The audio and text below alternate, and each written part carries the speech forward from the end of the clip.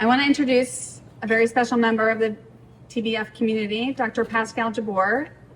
He is part of our scientific advisory board. And Pascal is the Angela and Richard T. Clare Distinguished Professor of Neurologic Surgery and Radiology and Division Chief of Neurovascular Surgery and Endovascular Neurosurgery at Thomas Jefferson University Hospital. So I invite him up here today so that he can introduce and award Natália Vasconcellos her grant. It's a great pleasure to be here. I want to thank everyone for coming here. I want to thank Aaron and Christine, the dynamo of the B Foundation. I can assure you, being on the scientific committee, that we receive every year? 50 grant applications, and we choose 1 or 2 or sometimes 3. It means every penny you're putting is going toward the right cause, and it's being meaningfully used, because we choose best of the best applications and the best of the best research going toward aneurysms. So again, thank you for being here. It's my great pleasure to introduce the Rita Scurtish Health Equity Research Grant, and our recipient is Dr. Natália Vasconcellos. I'm gonna tell you a little bit about Natália. So Natália did her medical school at Federal University of Espírito Santo in Sao Paulo. Then she did neuroscience at the University of Glasgow in Scotland. Then did a neurology residency at Federal University of Sao Paulo. Then she did neuroscience vascular neurology at Federal University of Sao Paulo too. And she's doing a clinical fellowship and research fellowship at Centre Hospitalier Universitaire de Limoges in France. She's actually working with one of my good friends, Dr. Sherwin Mounayar out there. And she also spent some time at Hôpital Bicêtre in Paris with one of the fathers and founder of our specialty, Dr. Jacques Moret. So practically, Natália is a superstar. And right now, she is in Toronto with Dr. Vitor Mendes Pereira, doing also research. And health disparity is something real. I mean, we see it all the time.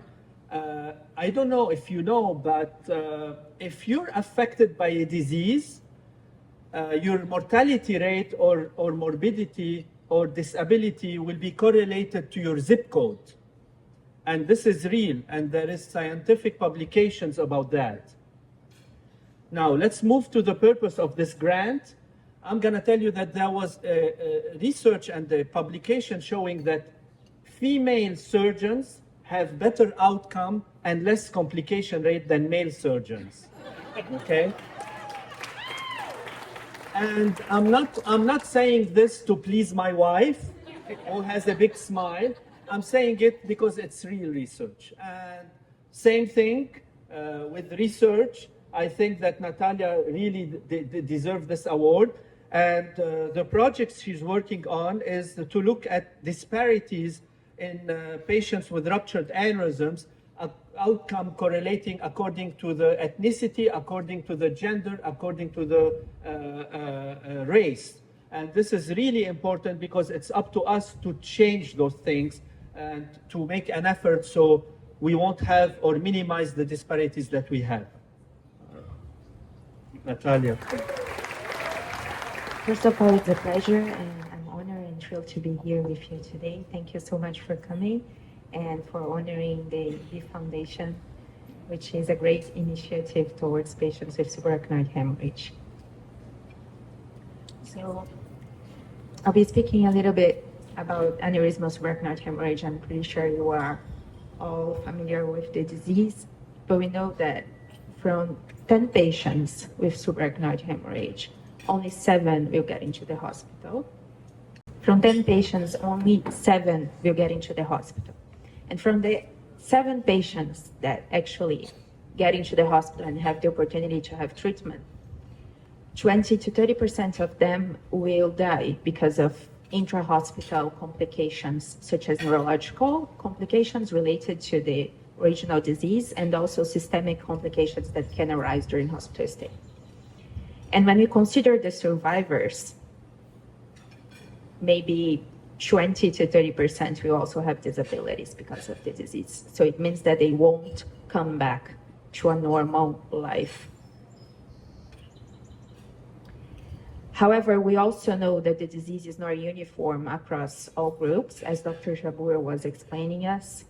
Women, they have a higher incidence of the disease, and they also go worse. They perform worse in terms of outcomes. Speaking about Black and white patients, we know that Black patients, they have a higher incidence and a higher rate of poor outcomes, but in the same time, white patients, they have a higher intra-hospital mortality due to complications related to like atrial fibrillation and a higher rate of smoking.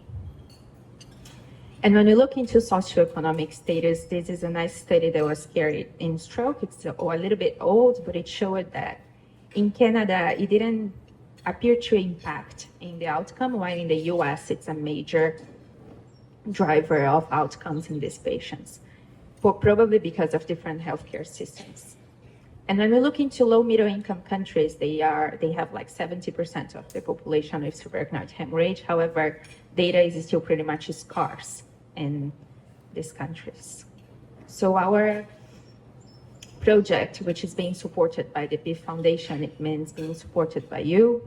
It's actually a multi-center study like carried in Canada, USA, and Brazil.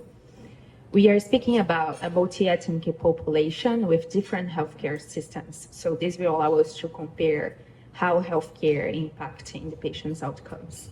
We will look into risk factors, socioeconomic status, initial severity of the disease, treatment modality, and we will correlate all that with clinical outcomes. It means, how is this patient doing when he leaves the hospital? And our main question is, what we can do to change the outcome of patients with subarachnoid hemorrhage? How can we enhance care in a more equitable way? Of course, this is a teamwork. There are a lot of people involved. The foundation, thank you so much for all the support. And there are a lot of people working behind the scenes as well. And thank you so much, all of you, for being here. Thank you, Dr. Jabbour, for the introduction.